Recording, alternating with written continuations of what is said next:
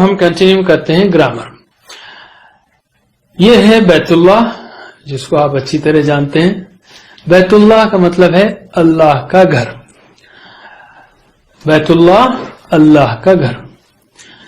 بیت مضاف ہے، اللہ ہی مضاف الیہ. مضاف مضاف الیہ یعنی پوزیشن بتانا ہو، ملکیت بتانا ہو تو یہ اس قسم کا کنسٹرکشن ہے. پہلے لفظ کو آپ اللہ کا گھر کہنا ہے تو گھر کو پہلے کریں بیت، اس کے اوپر پیش لگائیں اور دوسرے کو زیر. بیت اللہ اللہ کا گھر. بیت اللہ اللہ کا گھر. انفیکٹ جو ہمارے نام ہیں وہ سارے مضاف مضاف الیہ ہیں. جیسے عبد اللہ اللہ کا بندہ، عبد الرحمانی، عبد العزیزی، عبد الرحیمی، عبد السلامی، نصیر الدینی، دین کی مدد کرنے والا. تو سارے نام وہ مضاف مضاف الیہ ہیں. اچھی طرح یاد رکھ لیجئے. اور بیسٹ ایگزامپل بیت اللہ، اس کو بھی ذہن میں رکھ لیجئے. ایک اسٹینڈرڈ ایگزامپل آپ ذہن میں رکھ لیں گے تو انشاءاللہ مسئلہ نہیں ہوگا. کچھ اور مثالیں لیتے ہیں ہم. بیت اللہ اللہ کا گھر. دعوت الرسولی رسول کی دعوت. خلق اللہ اللہ کی خلق یا اللہ کی مخلوق. اسی طرح رب الناس لوگوں کا رب.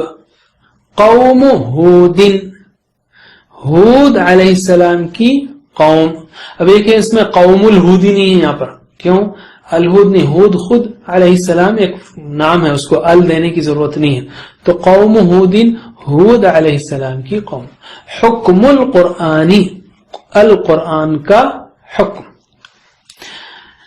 بعض وقت مضاف الیہ جو ہے وہ ضمیر ہو جاتا ہے، جیسے عبدہ اس کا بندہ. نام کے بجائے عبد اللہ کے بجائے اگر اللہ کا ذکر پہلے آ گیا ہو تو عبدہ کہہ سکتے ہیں یا عبدی کہہ سکتے ہیں. اس کا بندہ. عبدہ اس کا بندہ. رسولہ اس کا رسول. برکاتہ اس کی برکات. شانئک اصل میں ہونا چاہیے شانئک آپ کا دشمن، مگر ان آنے کی وجہ سے ان کے بعد جو اسم آتا ہے اس پہ زبر لگتا ہے. تو شانئک آپ کا دشمن. یاد رکھیے مضاف مضاف الیہ جوڑی کے سامنے اگر حرف جر آ جائے تو پھر اس کا اثر پڑتا ہے.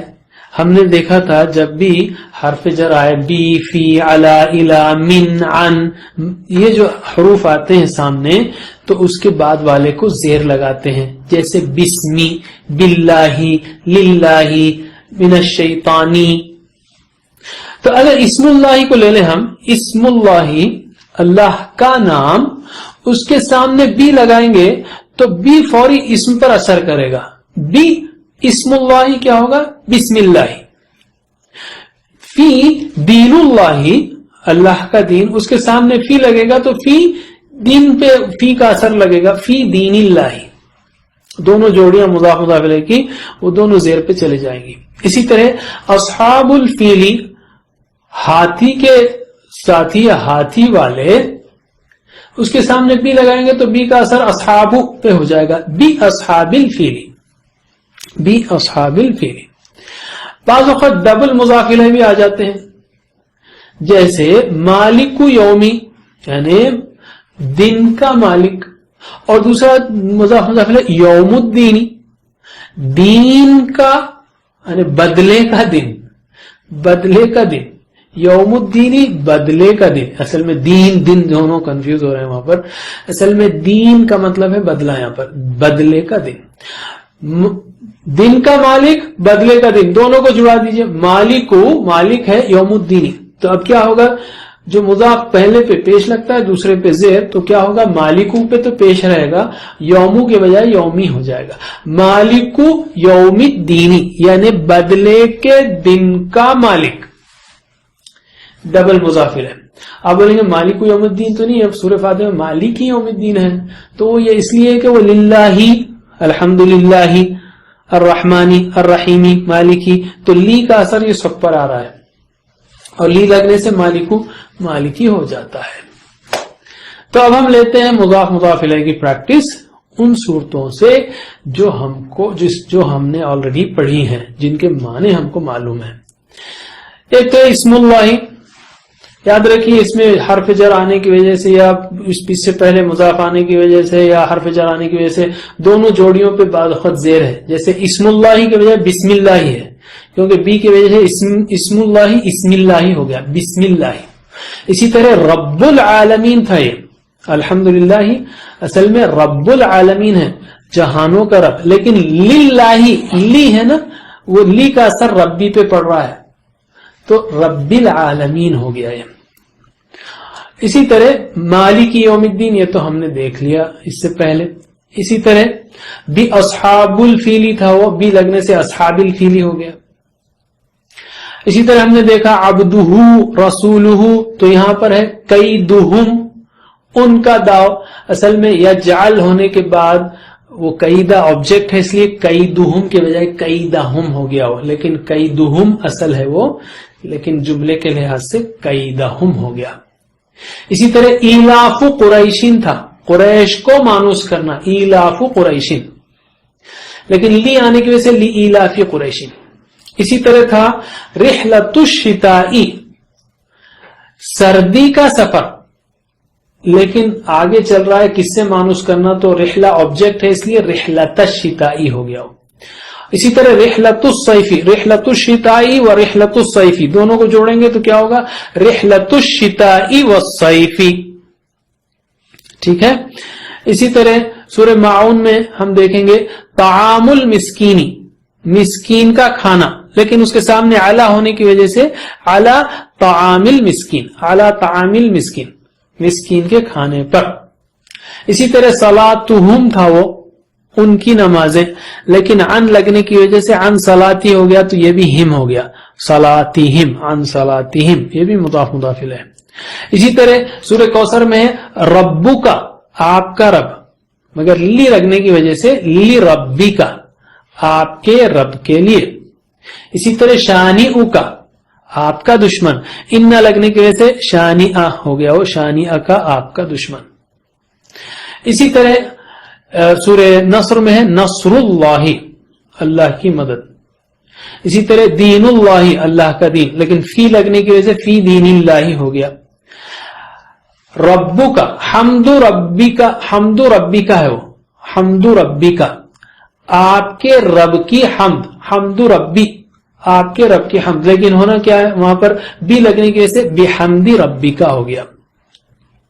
اب غور کرتے جائیے ان میں تو انشاءاللہ آپ کو بہت مزہ بھی آئے گا، آپ کو گرامر کھلتی چلی جائے گی، اور یہ جتنا مانوس ہوں گے آپ آگے بھی بہت آسانی سے آپ کو چیزیں سمجھ میں آئے گی.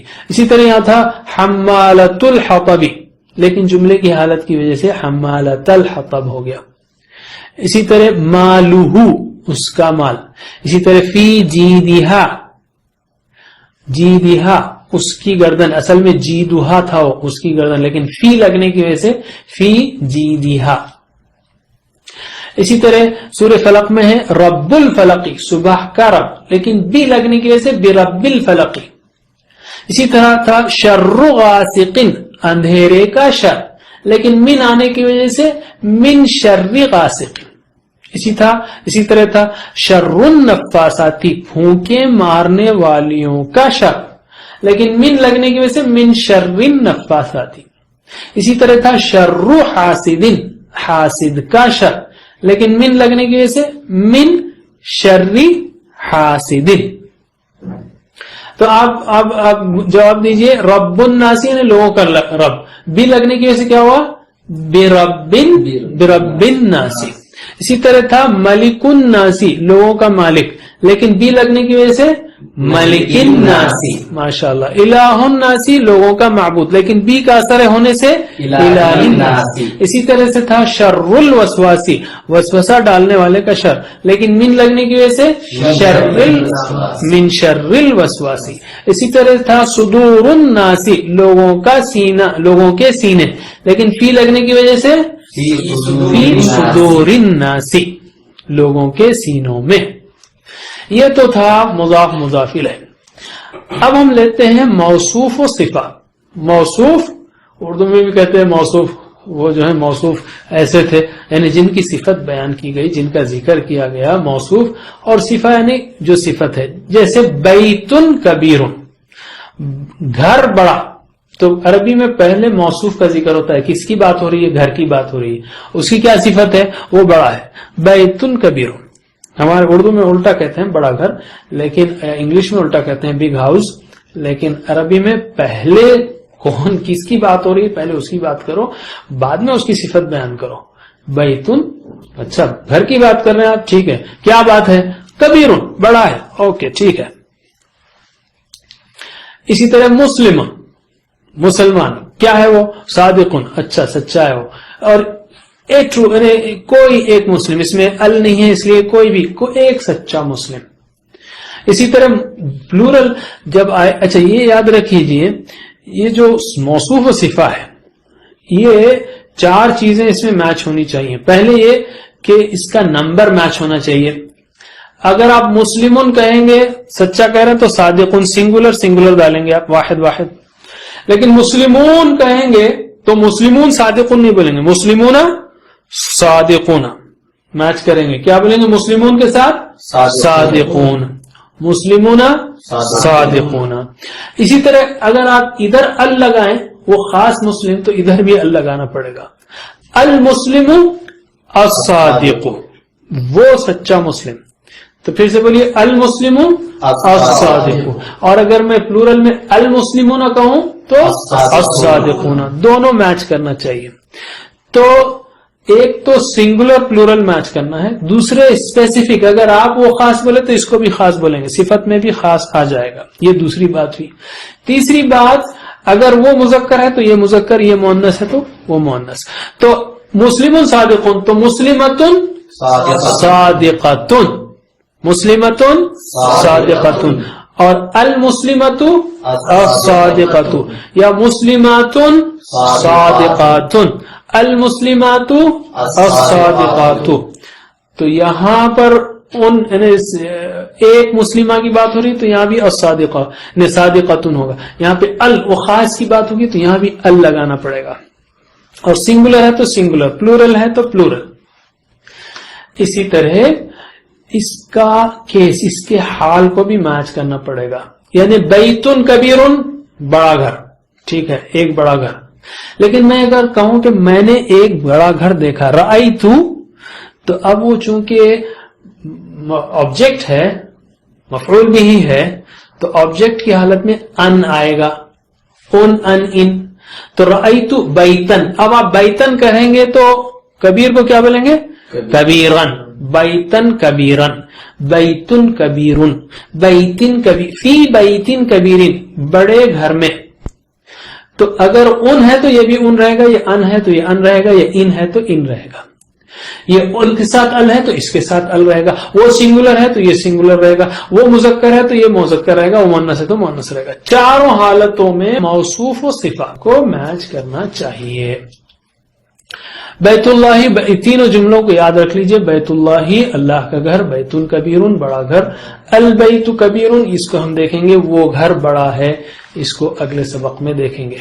پریکٹس کے لیے ہم لیتے ہیں اعوذ باللہ من الشیطان الرجیم، الشیطان الرجیم، اسی طرح بسم اللہ اللہ الرحمن الرحمن الرحیم، میچ ہو رہا ہے، الصراط المستقیم، الصراط المستقیم، طیرا ابابیل، عصف مأکول، القوم الکافرین۔ اسی طرح اس میں تو ساری صفات جو اللہ تعالیٰ کی ہیں، الملک القدوس السلام المؤمن المہیمن، یہ سب ال کے ساتھ اور سنگولر کے ساتھ میچ ہو رہے ہیں۔ اسی طرح خطبہ جمعہ کی جو پڑھی جاتی اکثر آیت وَبَثَّ مِنْهُمَا رِجَالًا كَثِيرًا، اسی طرح یا ایھا الذین آمنوا اتقوا اللہ وقولوا قولا سدیدا وغیرہ۔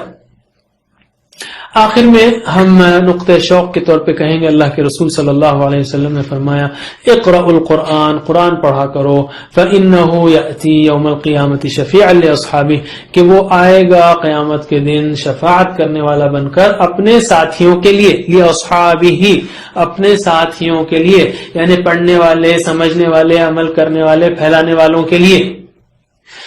تو اس یوم القیامہ کا تصور کیجئے آپ، جب نفسی نفسی کا عالم ہوگا، جیسے قرآن کہتا ہے اس دن انسان اپنی ماں سے، باپ سے، بیٹے سے، بیوی سے، بھائی سے، سب سے بھاگے گا، کوئی کسی سے ملنا نہیں چاہے گا کہ کہیں جو ہے مجھ سے کہیں نیکیاں نہ پوچھ لے. سارے کروڑوں اربوں لوگ، خربوں لوگ، 7,000 70,000 کروڑ، اللہ کو معلوم کتنے ہزاروں کروڑ لوگ وہاں پر موجود ہوں گے، اور وہاں پر کوئی کسی کو پوچھنے والا نہیں ہوگا. اس پریشانی کے عالم میں قرآن آئے گا، وہ کہے گا میں تمہاری شفاعت کرتا ہوں. کتنی خوشی ہوگی اس وقت. اگر اس خوشی حاصل کرنا ہے تو ہم کو آج سے قرآن کا ساتھی بن جانا ہے. اللہ سے دعا ہے کہ ہمیں قرآن پڑھنے، سمجھنے، عمل کرنے، پھیلانے، قرآن کا ساتھی بن جانے کی توفیق دے.